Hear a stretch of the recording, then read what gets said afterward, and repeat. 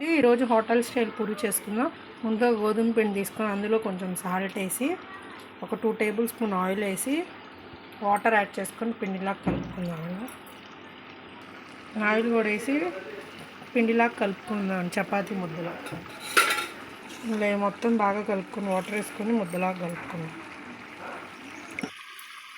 అంతేనండి. ఇలా పిండి ముద్దలాగా కలుపుకొని ఒక 1/2 అవర్ పాటు పక్కన నానబెట్టుకున్నాము.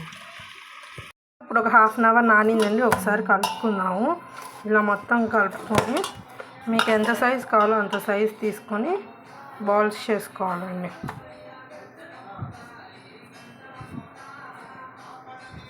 ఇలా మీకు ఎంత సైజు కావాలో అంత సైజు బాల్స్ చేసుకోవాలి.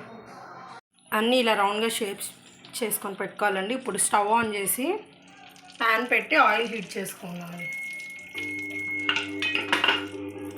చపాతీ బాల్ తీసుకునండి. ఇలా హ్యాండ్ ప్రెస్ చేసి కొంచెం పొడిపిండి వేసుకొని ఒత్తేసుకుందామండి.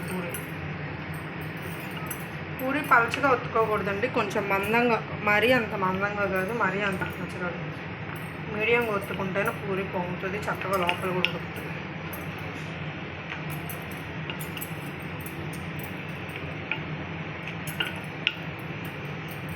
ఇలా రౌండ్గా చేసుకున్నాం కదండి. ఆయిల్ బాగా హీట్ అయింది. ఆయిల్లో వేసుకున్నాం.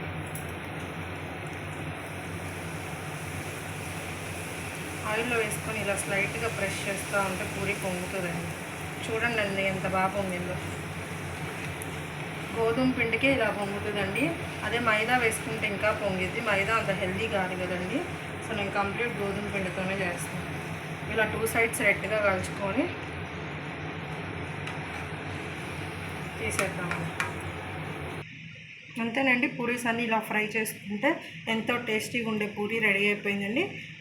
పూరీ కర్రీ కాంబినేషన్ చాలా బాగుంటుంది. ఈ వీడియో కనుక మీకు నచ్చినట్లయితే లైక్ చేయండి, షేర్ చేయండి, సబ్స్క్రైబ్ చేయండి.